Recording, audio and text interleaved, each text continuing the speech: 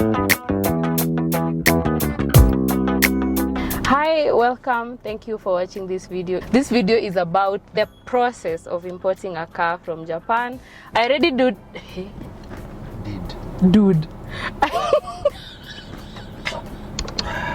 Wow, just wow. I already did 2 videos about this and I'll link them somewhere above my face.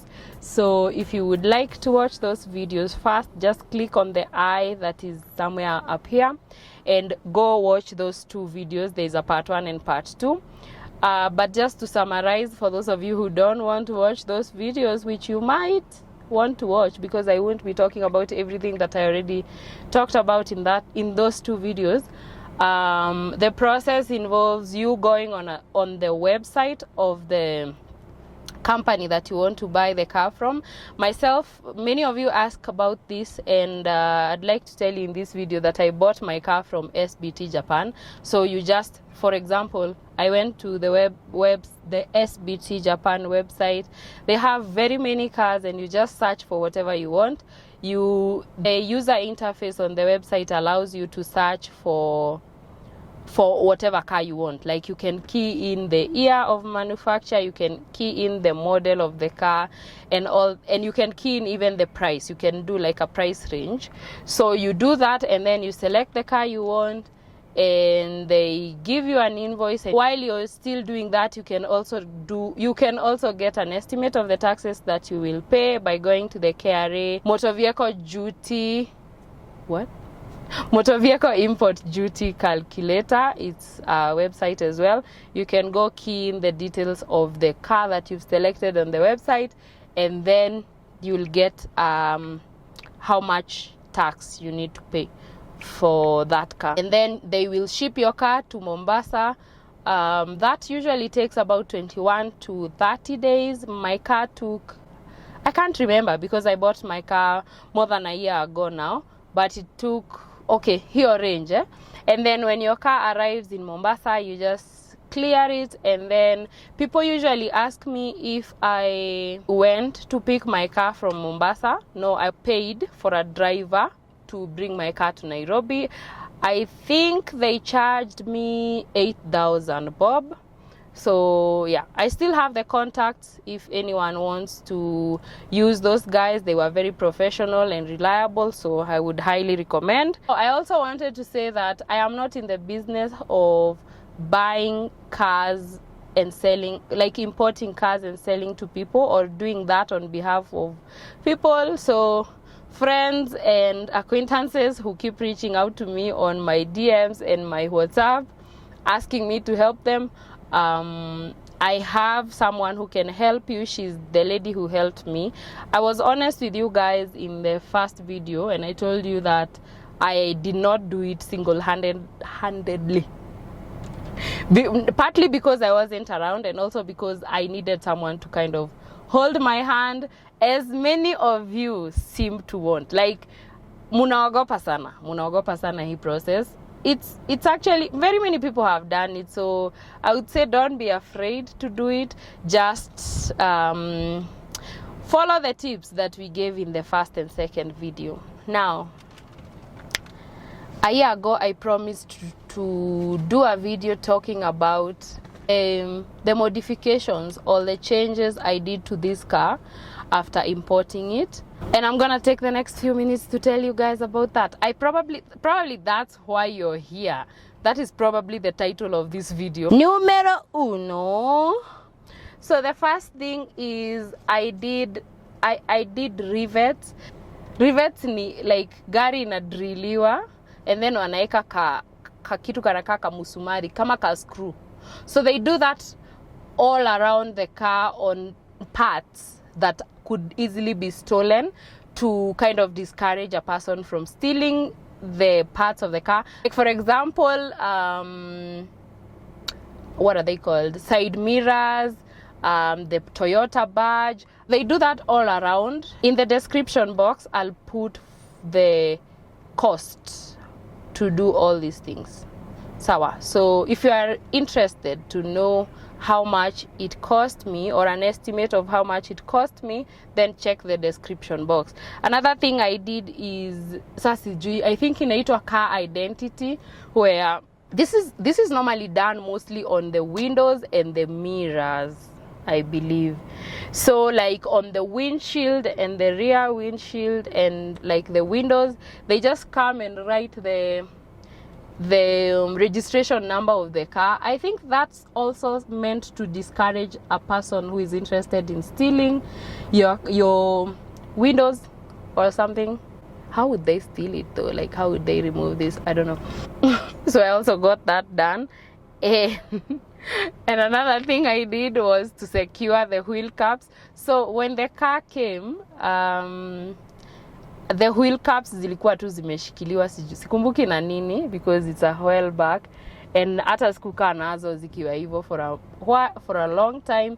So, and all these things were done at the same place, at the same garage. So they screw, ni ngumu ku explain, but they do something. They put a kichuma that makes it so hard for someone to just take off your wheel cap. I was told that in traffic, if you have loose wheel caps, wanakuja wanakungolea wheel caps zako alafu wanakuzia hapo mbele. So yeah. Another thing is I bought a spare tire. Now I think since some years back they stopped selling cars ikiwa na spare tire, so they normally send it with a kit that you're meant to use to repair a puncture. Personally, I have no idea how to use the kit, so I got the spare, and I think it's also a requirement on the road to have a spare tire. Yeah, it's a requirement to have a spare tire. So I bought a spare tire. I bought it at Kirinyaga Road. Nilibai tu kale kadogo kanakaa ka wheelbarrow. Donuts. Yeah. Oh my god, I forgot to start with the most important thing. So because mimi napenda peace of mind, nilieka hii gari alarm. So I had the alarm installed, and I also installed a car tracker. Most people install an alarm and not a car tracker, but I was like, where is my car at all times? I need to know. So I have a tracker, and both the tracker and the alarm, I was charged 16,000, I think, for the initial installation. For the alarm, of course, you'll not be required to pay any other monies, but for the tracker, you have to renew annually, and I need 2,500 to renew the tracker. My tracking guy is very reliable. I don't know if you guys have watched the video about my carjacking story. I called him at 2 a.m. and like he walked me through what to do. It's an app that you install on your phone, and you're able to do all those things using your phone, even if you're not where the car is. So it's very reliable. Another thing, I got new car mats. My car came with I believe these are the original Ractis car mats, but sikuwa nataka kuzitumia juu ya matope na inaitwa nini, mchanga ya red. So nikanunua. Actually ni Modoni, my friend Modoni, who we did the first 2 videos with. She's the one who bought them. She bought them online. I believe she bought them for 2,000 shillings. They are very nice. Like, they are still in very good condition, and it's been a year plus of using them. So yeah, I can't remember what site she bought from, but I know it was online. They are easy to find. Hata naonanga zikiuzwa kwa traffic. I'm not sure it's the same brand wanauza kwa traffic au wasenye huuza kwa traffic, but ni the same brand. But yeah, I don't know how much they cost, but we bought them at 2,000 shillings. Oh, and then obviously now, like, the most important thing, I paid for insurance. Initially, I made a mistake, and let me tell you guys, don't do this. Just don't do this. I paid for third-party insurance for a month. God Jesus, hata nikikumbuka nasikia uchungu kwenye roho. It was like 1.5 probably for a month. And I don't know who I thought I was. I was still a learning driver. I'm telling you guys, the first day I drove this car, niligongesha. Actually, at the end of the video now, when I'm done talking about this, I'm gonna show you guys all the dents nimegongesha hii gari since I got it, which is now a year plus, like 3-4 months. I'm not sure, 5 months, siko sure. So yeah, don't do that. Just get comprehensive right away. Hata kama unajiamini aje, don't make the same mistake I did. And talking about mistakes, I also made another mistake where, so when the car came, ilikuwa very low, haikuwa na clearance. So every time niki drive mahali kuna tumabonde kiasi ama tumashimo, nilikuwa nasikia inagongwa huku chini. So what do I do? As the clever person that I am, I decide to change the springs, which was obviously a good idea, but I went to the Juakali guys. They did not use the right springs for this car. So if you do decide to change springs, because these cars zikikuja ziko a bit too low for our roads, if you do decide to do the same, just be sure that you're putting the springs ile unafaa kuwekewa.